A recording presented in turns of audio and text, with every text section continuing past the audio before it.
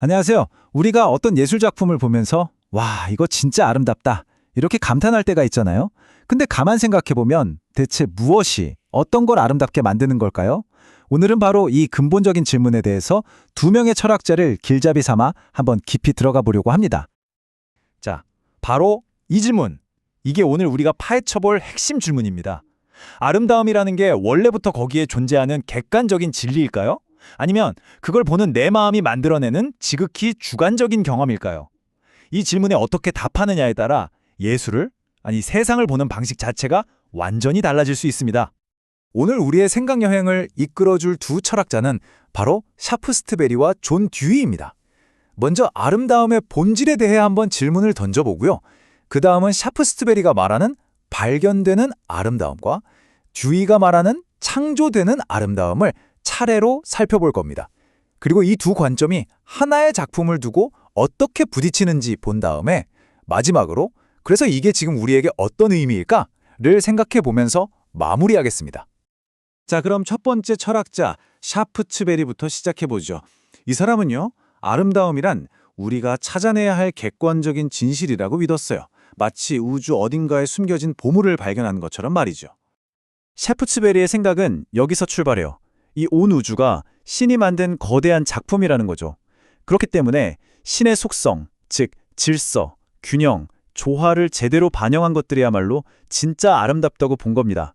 그러니까 아름다움은 내 기분이나 생각에 따라 막 바뀌는 게 아니라 그 사물 자체에 딱 박혀있는 객관적인 성질이라는 거예요. 그래서 샤프츠베리는 아름다움에도 일종의 레벨, 그러니까 위계가 있다고 생각했습니다. 가장 꼭대기, 최상위의 아름다움은 당연히 이 모든 걸 만든 신이고요. 그 다음이 신에 의해 창조되었으면서 또 다른 걸 창조할 수 있는 인간, 그리고 마지막 단계가 인간이 만든 예술품 같은 물질적인 것들입니다. 위에서 아래로 아름다움이 흘러내려오는 구조죠. 그럼 우리는 이 객관적인 아름다움을 대체 어떻게 알아볼 수 있을까요? 샤프츠베리는 취미라는 개념을 꺼내듭니다. 이건 뭐랄까, 신이 우리한테 심어준 아름다움 감지 센서 같은 거예요. 맛있는 음식을 먹으면 혀가 바로 맛있다 하고 느끼는 것처럼 아름다운 대상을 보면 이 취미가 즉각적으로 반응한다는 거죠. 근데 재밌는 건 이게 타고나는 거긴 한데 사회적인 편견 같은 것 때문에 왜곡될 수 있어서 교육을 통해 계속 갈고 닦아야 제대로 작동한다고 봤어요. 여기서 정말 중요한 개념이 하나 더 나오는데 바로 무관심성입니다. 이게 단어만 보면 관심이 없다는 뜻 같잖아요? 전혀 아닙니다. 오히려 정반대예요. 어떤 대상을 보면서 저거 갖고 싶다거나 저게 돈이 될까? 같은 모든 사적인 욕심을 싹 빼고 오직 그 대상 자체의 아름다움에만 순수하게 집중하는 태도를 말하는 겁니다. 자, 이제 샤프츠베리의 세계에서 180도 돌아서 완전히 다른 세상으로 한번 가보겠습니다. 두 번째 철학자, 바로 존 듀이입니다. 듀이는 샤프츠베리의 생각을 완전히 뒤집는 아래에서부터 위로 올라가는 관점을 제시합니다. 듀이의 핵심 사상은 바로 이 한 문장에 다 담겨 있다고 해도 과언이 아니에요. 아름다움은 그림이나 조각상 같은 어떤 사물 안에 고정된 채 우리를 기다리는 게 아니라는 겁니다. 그럼 뭐냐고요? 바로 우리가 그것과 상호작용하면서 만들어내는 경험, 그 자체에 있다는 거죠. 정말 혁명적인 생각 아닌가요?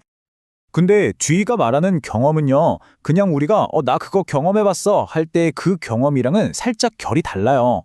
그가 말하는 하나의 경험이란 마치 우리가 정말 재밌는 영화를 처음부터 끝까지 완전 몰입해서 보는 것처럼 시작과 중간 그리고 만족스러운 결말까지 모든 부분이 하나로 쭉 이어져서 완결된 전체를 이루는 그런 경험을 뜻합니다. 그럼 그 경험의 맛은 어떻게 결정될까요? 듀이는 질성이라는 개념으로 설명합니다. 예를 들어서 온 가족이 모여서 똑같은 저녁 식사를 했는데 나중에 한 사람은 와, 그날 저녁 정말 풍성했어 라고 기억하고 다른 사람은 분위기가 참 우아했지 라고 기억할 수 있잖아요. 바로 이렇게 사람마다 다르게 느끼는 그 경험의 고유한 특징, 그 핵심적인 느낌, 그걸 질성이라고 부르는 겁니다. 그러니까 듀이의 세계에서는 예술가만 창조를 하는 게 아니에요. 창작자는 작품을 만들면서 동시에 스스로가 첫 번째 감상자가 되어서 자기 작품을 계속 판단해야 하고요. 더 중요한 건 감상자입니다. 감상자는 그냥 수동적으로 작품을 보는 사람이 아니라 자신의 모든 배경 지식과 감정을 동원해서 적극적으로 자신만의 새로운 경험을 창조해내는 또 다른 창조자인 셈이죠.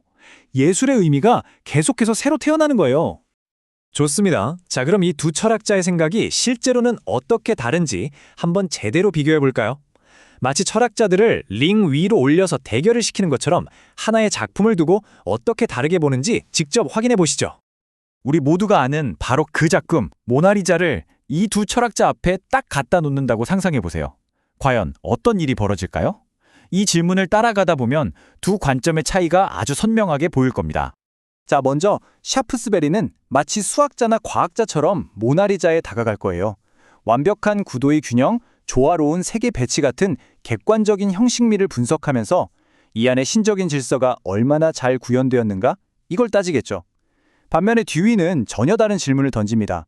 그래서 이 그림이 당신한테 뭘 했는데요?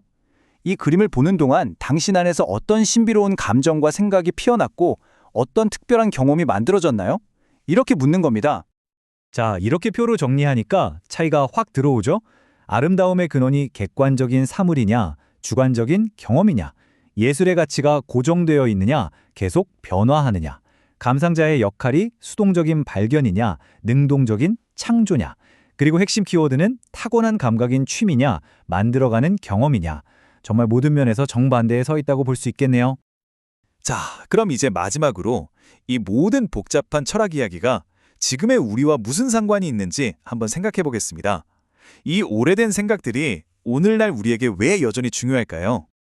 샤프츠베리와 듀이의 관점은 그냥 칙 속에 잠자고 있는 낡은 이론이 아니에요. 이건 우리가 예술작품뿐만 아니라 우리가 마주하는 모든 세상을 보고 느끼고 이해하는 두 가지의 서로 다른 도구 상자 같은 겁니다. 세상을 바라보는 두 개의 특별한 렌즈라고 할 수도 있겠죠.